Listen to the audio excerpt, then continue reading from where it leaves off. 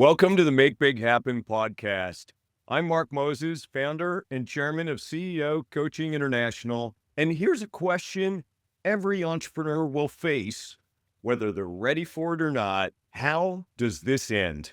Most founders don't think about that question until they're burned out. The market shifts or a buyer shows up and they realize they're not prepared. But my guest today answered that question before he even started his company. Jonathan Sherrill is co-author of The Extraordinary Exit, and I have a copy right here. And he's also the former president of Quicken Steel. And in just 4.5 years, he scaled it and sold the business for double what he originally expected and walked away the day of the close. No earnout, no 2-year transition or more, free and clear to move on with his life. But before Quicken Steel, Jonathan's helped sell his father's roof and supply company, Gulf Coast Supply, to private equity, and then ran it for 6 years. He calls it a baptism by fire. And what he learned there shaped how he built his next company. But here's what makes Jonathan's story different. He didn't optimize for the number. He optimized for what the number would buy him: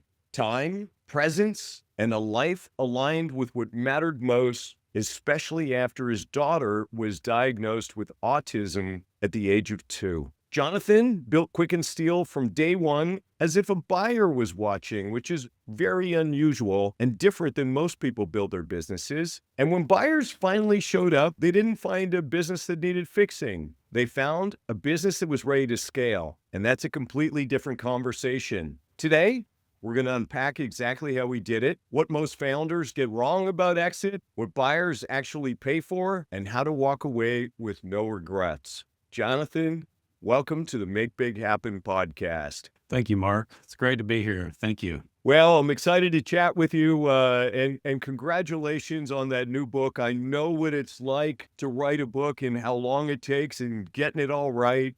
Well, congrats. Thank you. I appreciate that. Yeah, I'm excited about the book, and just hopefully it'll help a lot of entrepreneurs that are looking to sell their business, give an idea of what to expect. You know, it's for a lot of people as they're building their business, it's the entrepreneur's dream. Firstly, to build, get it started and get it going, which is always hard. The first 2-3 years is always tough. And then, as you know, then entrepreneurs get excited as they go about maybe building something great and then maybe build something they can exit someday. So I look forward to digging into that with you.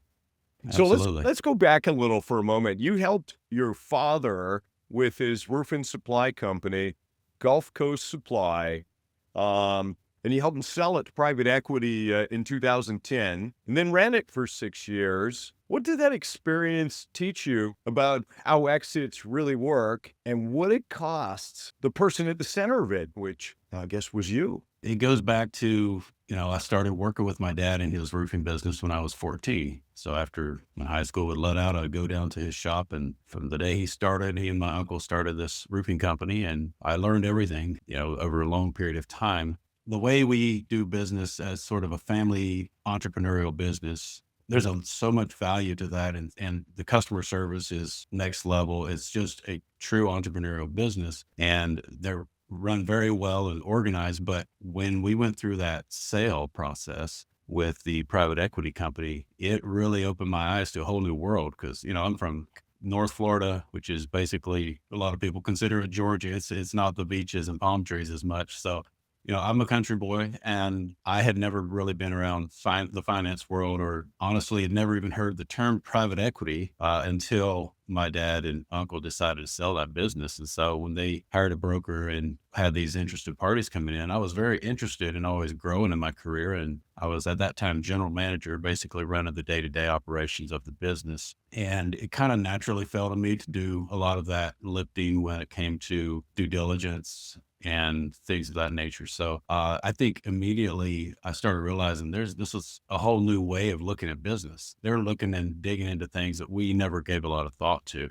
and maybe didn't even need to at the time. But working with them and ultimately going through that sale process, it really opened my eyes to what an investor's looking for. And then running the business for them for the next 6 years was a real experience too. So I'm living what a buyer is looking for during that 6-year process. The weekly phone calls, the quarterly reviews and board meetings, and the things that matter, the KPIs, if you will, that matter to them, some of them were different than what I had grown up with. And so systems was huge because we are running a business for this private equity company, and it's all absentee, right? So they need to know that systems and people and processes are in place to maintain the business, but also to grow the business. And it just really opened my eyes to a whole new world and what's expected, and, learned a lot of good things of how to run a business and things I would do different if I owned my own business. And some things I learned that I would not do, that the private equity company does when it comes to things, such as people and kind of overkill in some areas. But it was truly an experience, and it really set me up, and kind of, that was over a 20-year period from the time I started working with my dad until I was no longer part of that company. And so in 2017, when I left there was a lot of knowledge and experience that I had. And I know the 4.5-year time span is kind of interesting. It's a quick start a business and sell it in 4.5 years. There was a lot of wind in my sails and experience that came along prior to starting that business. And I give credit where credit's due there, the private equity company and my dad and uncle, who really gave me an opportunity to grow into that leader. You seem like a pretty chill, nice guy, the way you're coming off. I wonder this question. If you asked me, name all the guys that you know that lasted 6 years working for a private equity firm that after they sold their business, I can name none. As a matter of fact, I could name one that just quit at the end of 2025, just quit after a couple years into the deal with the private equity firm, going, hey, I can't do this anymore. I need to go do my own thing again because I'm not used to having a boss. So you went into this deal. Now you got a boss. How'd that feel like? And how'd you last for 6 years? Well, initially I was excited. In all fairness, very small private equity company, and mostly an individual that owned it and using his own, money for the investments. But initially I was very excited about it because I always wanted to grow in my career and professionally and be the best I could be. I was, I never went off to college, but I did on my own start doing college courses and in business and trying to better and further my career that way. And so this was like the MBA kind of came to me. And it was sort of put in my lap, like, we're here, we're going to guide you and help you, but you're going to run this business. And so that was all amazing at first. And, over the next few years, I realized I never kind of got back to my personal income, never really got back to where it was when we sold the business. I took a pretty good pay cut to run the company for the new owners. And, that's a common story out there, but the bonus system was set up in a way that I thought I could I can get back to that and even beyond. And so that was a bit of a driver to really grow that business and building out a leadership team, which I didn't have before. It was, my dad and uncle and then me, and then everybody else kind of reported to me prior to the sale. So now we're getting sophisticated. We're getting systems in place. We're getting the leadership team over the various departments. And then adding locations as well. So we added 5 additional locations, and that was all a fun experience, a lot of work, but I was learning something new all the time. And then I realized, look, I'm really kind of a bit of a dead end here. I'm not really going to grow my career too much more. And the pay is really not, if it ever catches up, it's just going to be not at the pace that I'm expecting. And so I have approached the owner about becoming a partner. I thought if I could become an equity partner, even if I don't benefit immediately, I'm building something that I have a piece of. And that's ultimately how I come to part ways. And I kind of approached him a few times over about a year's period. And eventually he said, Jonathan, it's clear to me you want to be an entrepreneur, and we don't have an opportunity for you to do that here. I mean, he called a special meeting and come to my office, flew down from New York and basically on the spot let me go and said, we're going to find somebody else to run this business. And it was, it was very difficult, but it was, once the initial shock wears off and you kind of get your senses again, it's like, what can we do? It's not going to be easy. It's not like I have a big nest egg built up and I can go invest and start a company, and that's a whole nother story. Yeah, a lot of it's in the book actually, but I learned a ton during that period, and I really every day was experiencing and living what an investor wants out of a business, and so that all that kind of at the forefront knowledge when I went into starting my own business, it was like, let's make this thing clean. And in 15 to 20 years, I'll probably sell this thing, but let's do it right. And also let's put these systems of people in place so that not just when we sell it's sellable, but also it's something that can be ran without everything relying on me every day, put people in place, delegate and trust them, and systems and processes.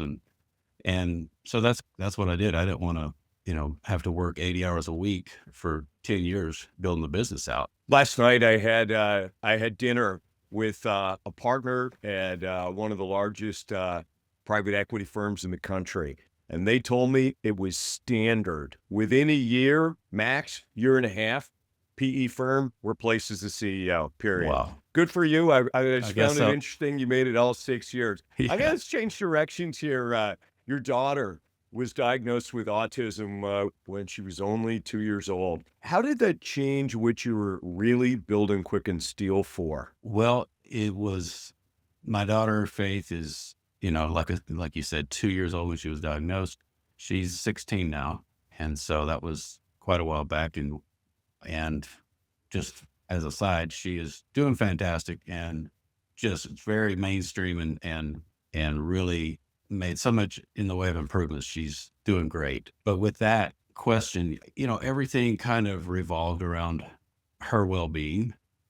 And in the days, it was, everything was centered around her as far as our diets and our medical, and everything it was all new. I'd never heard of the term before until the doctors told us this is what she has. And so, but going into Quicken, that was, I think it goes even back into Gulf Coast a little bit. I realized I need to be able to take care of her, and I need to be able to take care of her, not just me now daily, but long term, because I don't know what the future looks like for her. What does it look like when she's 25? What does it look like when she's 50 and I'm no longer here? Is she going to be able to take care of herself? So all these questions that I've got a lot more answers to now, I feel like, but at the time it was like, that was a bit of a push for me I need to do something substantial to make sure she's taken care of, whether I'm here or not. The hit by the bus situation, or if I live to be 80, how is she going to be? And so that was a big part of the driver in doing Quicken Steel. And, that's, if you go into that further, the decision to sell, and maybe we're going to talk about that, but that was, comes back to her and the timing and her age at that time and some things going on with her. So, but yeah, I mean, my why is so clear, and I'm grateful. It's not always been that way, but I put her first and foremost, as far as why I do what I do. In other words, if I'm doing something I care about, but she has a need, or we need to be here or be there, what I'm working on doesn't matter anymore. I'll get back to it. Right. And so, and it's paid off very well. Yeah, good for you. And I hope you live a lot longer than 80. Yeah, me too. Peter Diamandis said when he spoke at our summit a couple of years ago, he said that if you don't die of something stupid or bad luck in the next 20 years, so call it that there's 18 years in that left, he said you're likely to live to 120. Hopefully that's the case, and Peter is right, and he'll be back at our Make Big Happen Summit again this year. We'll have to ask him if he's updated his predictions, so you can be around till your daughter is 80 or 90. That'd be great. So when you founded Quicken Steel, what did you envision or want your life to look like after the sale? And I don't mean financially, I mean personally. Well, when I founded it, I needed a job, I needed a business and a way to, support my family. Like I had said, I didn't start it and think I'm going to sell this as quick as possible. I really didn't plan that at all. It was, I had a 15 to 20 year horizon in mind. but I knew that I wanted it to support my family and be building a future so that one day we'll exit and, have wealth that would last for a few generations. And so that was important to me. But, life just kind of happened and that was cut way short.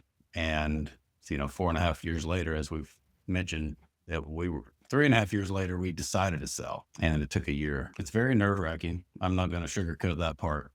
And it is stressful. I think there's a lot that we can do as business owners to prepare for that period of time and by organizing and things. But no matter how organized and prepared you are for it, there's just a lot to deal with there. Like you said, with the different people coming in and everyone's asking questions, and the buyer's got legal, they've got all these various departments that they're digging into, and so it's a bit overwhelming. It's probably I would say the most arduous part of the journey is during that due diligence phase. And for a founder, it's more than just that. It's because that this deal is not done until the funds are in my account. And so things could fall apart during that time. And I think a lot of times they do, maybe not a lot of times, but it's not uncommon for them to fall apart during that phase. And so it's emotionally draining. And, you've already done a lot up to that point before you get to due diligence. Now you've settled on a buyer.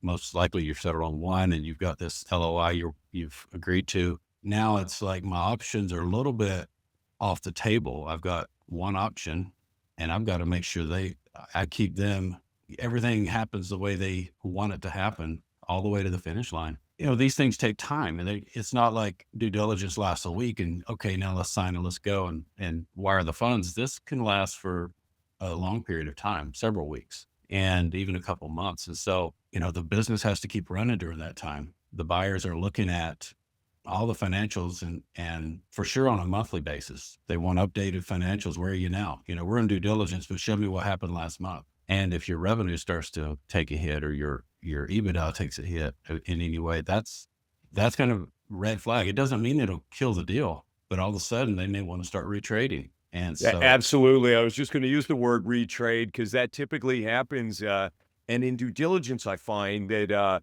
you get so distracted by the due diligence process because mhm. it can be very onerous that who's watching the day to day if a bunch of the team is getting involved in the due diligence process. Yeah. Let me take you back to something that you said earlier about people and building a leadership team. I speak all over the world to CEOs, and I often ask them this question: on if you were to take your leadership team, how many people in the room would rate every member of their leadership team an A, as in an A, B, or C? And it's usually you might get two hands in an audience of 300. hmm And then how many of you would enthusiastically rehire everyone again if you could? And that's usually a really bad answer. And then how many believe your current team will take you where you want to be a year from now? And then 3 years from now? Well, 3 years from now, it's never, right? So Right. when you are now on, I'm not going to run you through each of the questions, but you said you had your team ready to rock. Would you have passed most of the tests in those questions about your leadership team as you were ready to go? Wow. That's a great question. And the thing that's a little bit unique about Quicken, we've touched on already, is the timeline and so my average tenure, like we had 50 people when we sold the company, but you don't hire 50 day one, right? And then you're hiring, you're letting people go, you're doing all these things and you're building. My average tenure in the whole company was about a year and a half, or maybe slightly less. The leadership Oof. team was, it wasn't like they'd been there 10 years or 5 years, and it was a small team, but they were doing a fantastic job during that period of time. Things were going well, and I probably would have answered those questions. Do I think these are the guys that would get me to where I want to be in 3 years?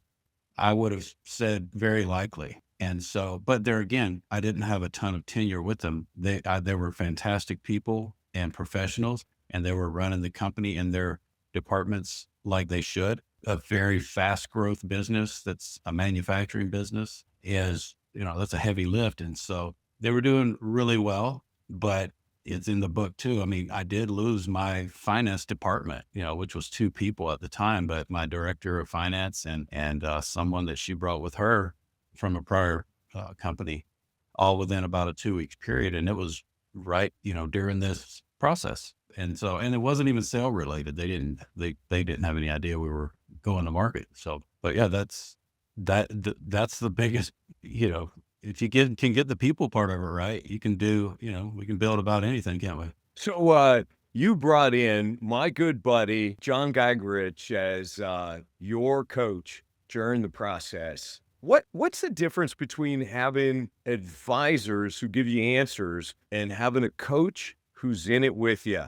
Well, John Geigerich is fantastic and just a friend of mine to this day. And, he came into my world when it was about 3 months prior to when we decided to sell the business. So when I started working with John, selling the business in, a year or two was not even on the table. I was still in that 15 to 20 years down the road, we'll sell it phase. And so, he was there for a few months and really got to know me. He got to know the business and my people, my leadership team for sure, just really got his arms around what was going on and was a real help to me during, as you can imagine, a pretty stressful experience building this manufacturing company with such scale in such a short period of time. And so it was fantastic. I mean, John was truly a steady hand and, just a calm, but also uh, coach that,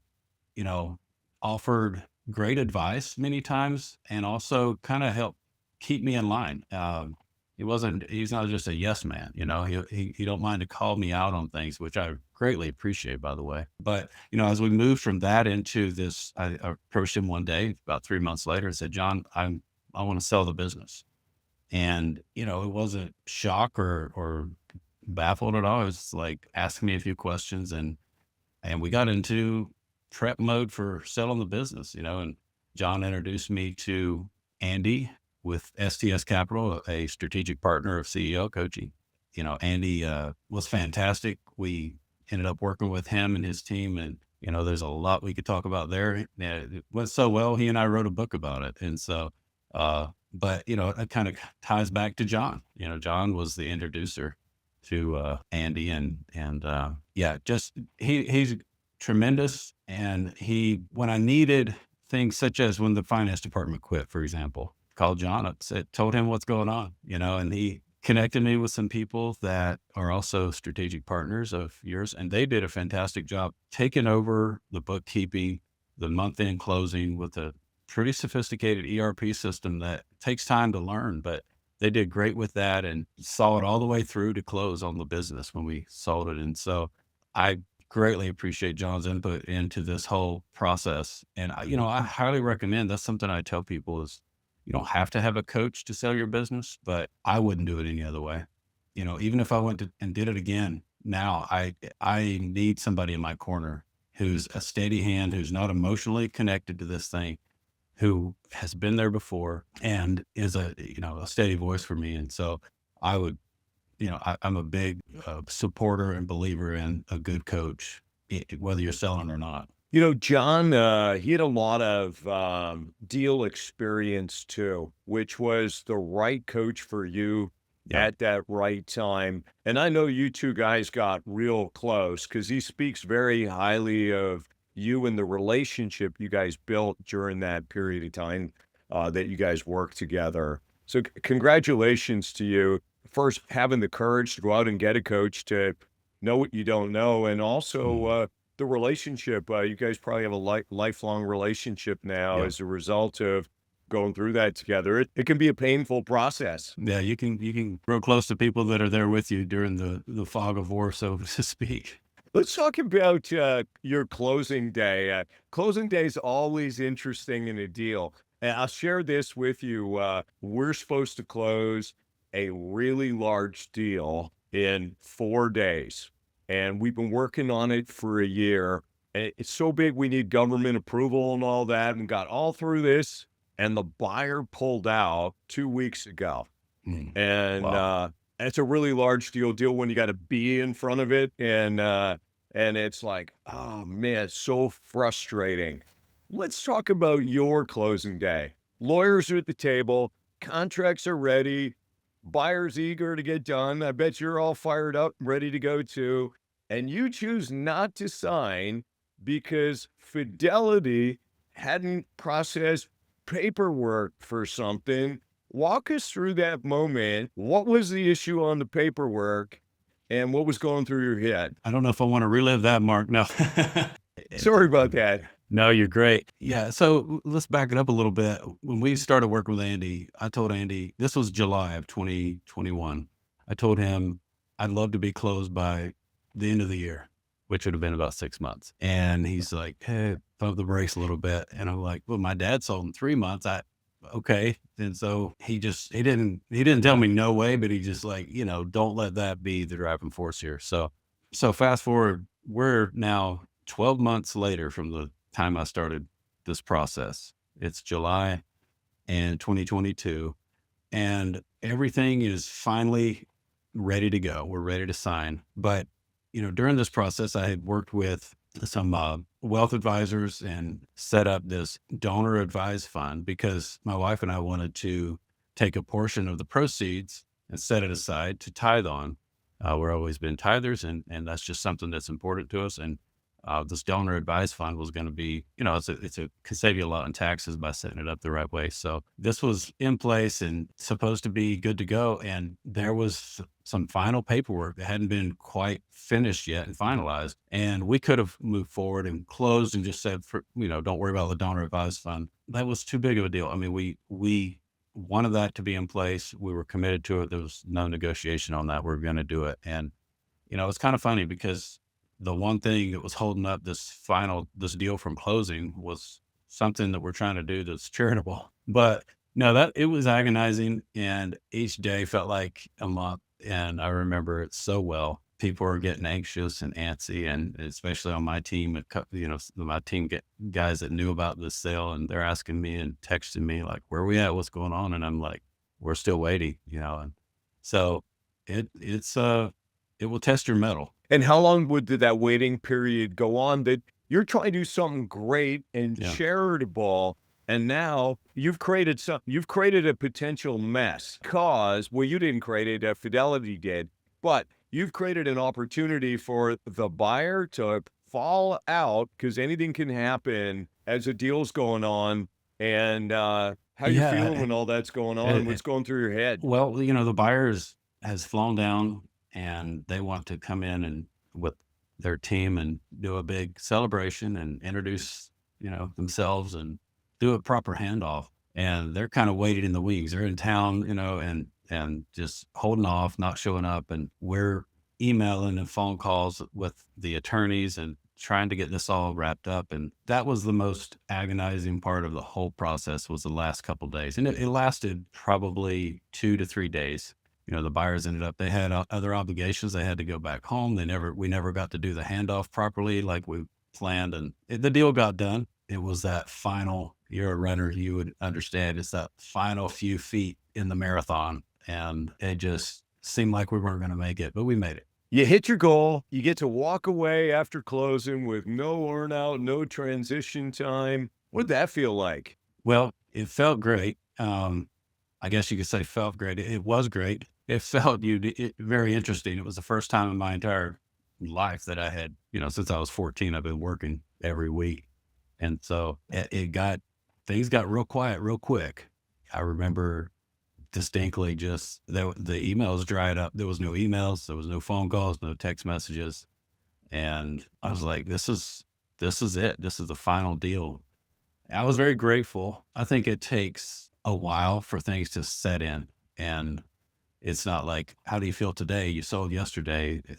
It's kind of a process. You go through this, it's a journey, a post-sale journey. And I underestimated what that would be like. And so that's a whole new area for me to work on, and, emotionally, internally. And 3.5 years later, I've had some ups and downs in that area, nothing major, but you definitely feel the kind of disconnect from the world you grew up working in. And so, but it's great. And the why is just as strong as it's ever been. And I'm able to do what I wanted to do. The reason I wanted to sell was to spend more time with my family, take care of my daughter, get her the help she needs, move back to Florida, which is home. I hadn't moved the family out of state to start and grow Quicken. So get back to where we needed to be. And all those things are in place. And, I couldn't be more grateful. I don't have any regrets whatsoever selling when I did. It's definitely a very interesting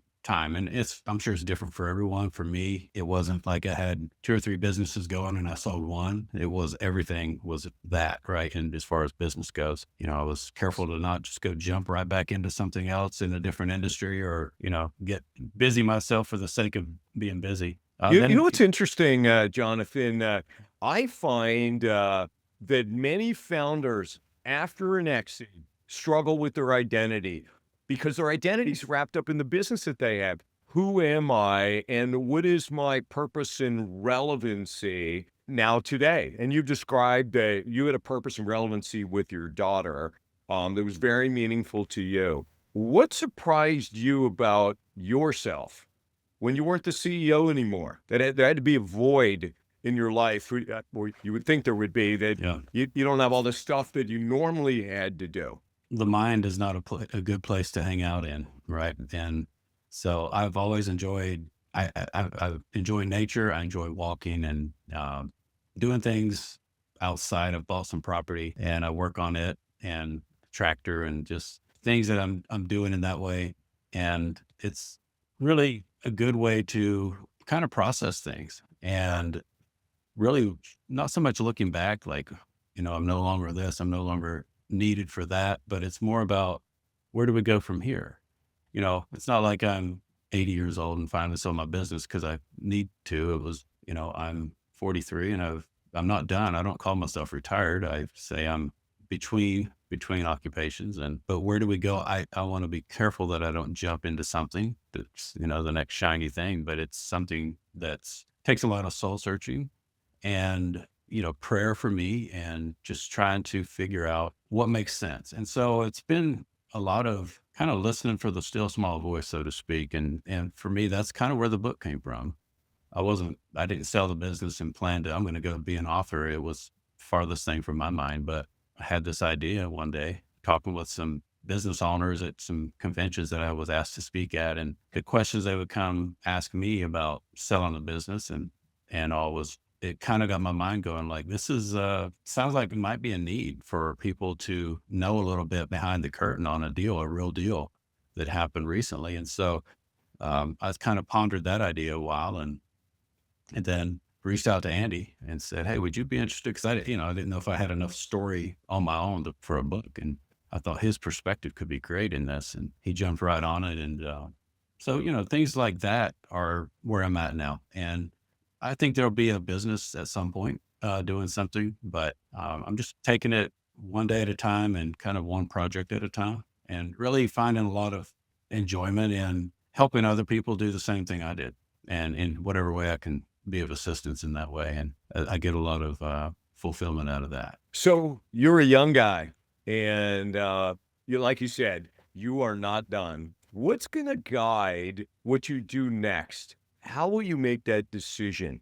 Well, priorities have to be in line for me, first of all. I mean, I've got, and I think I've done a pretty good job of that. I'm not going to do anything that jeopardizes what matters most to me. And so, but as far as what I do next, that's still part of that journey. I could get back into the steel business at some point once the non-competes are over. But I'm just kind of taking it a step at a time, a project at a time. I'm kind of really leaning into the book and the opportunities that are coming from it right now. And I'm very open-minded. That's what I tell people is I'm open. If there's a business opportunity to partner up with someone or to start something from scratch or to acquire a company, I don't have it nailed down as far as specifically what that's going to look like. What's one decision a CEO should make today if they want to walk away someday with no regrets? Well, I think you got to think like a buyer. And if you don't know what a buyer is looking for, there's a lot of resources out there. There's a new book that they could check out that can give them some insights into that. This one? It's a shameless plug, but I would say pick up The Extraordinary Exit and read it. But as far as one thing they could do, first thing comes to mind is systems and people. And so really you got to get your business where it's not dependent on you. And so whatever that looks like, whatever's missing that needs to be done to where it's not depending on you, that's one of the first things a buyer is going to look at and want to know, if you are no longer in this business, what happens to the business? So I think that's a big one. Of course, there's a ton of other things, but if you can get that part of it right, the rest of it is kind of tactical things you can work on. Is there anything else that you want to share with entrepreneurs that are building their business? They're your age-ish, maybe some even older, going through this thinking. What else might you want to share with them as we wrap up here? I always had a lot of self-doubt and didn't know if I was qualified to be where I was at. And, who am I to think I can grow this business? But surround yourself with great people, get a great coach, and they will draw that out of you, the giftings and your capabilities, and even help with motivation to a degree. And so that would be my advice is if you don't have one, get a great one. And if you have one, they're not great, then get rid of them and get a great one. They are out there and they're worth every penny. I know you're in that business, Mark, but I mean, honestly, that's what I would tell anyone on any podcast. That would be the biggest, best investment you could make would be to go get a great coach. Well, Jonathan, thank you for sharing your story with us here on the Make Big Happen podcast. I congratulate you on what you've achieved 2 times now. That's really awesome. And getting to live your life the way you want to live it on your terms and get to spend time on what matters most to you, which is spending time with your family, your daughter. Congratulations. Congratulations again on your new book. Well done. I wish you great success with it. Thank you again for coming on the podcast. Thanks for having me, Mark. There are 3 kinds of people: those who make big happen, those who let things happen, and those who ask what happened. Don't just listen to these stories. Decide who you're going to be. Show notes and resources are available at ceocoachinginternational.com. Subscribe so you don't miss what's next. At some point, every leader faces a choice: play it safe or go big. If you're ready to make big happen, visit ceocoachinginternational.com and learn how our been there, done that CEO coaches can help you make big happen.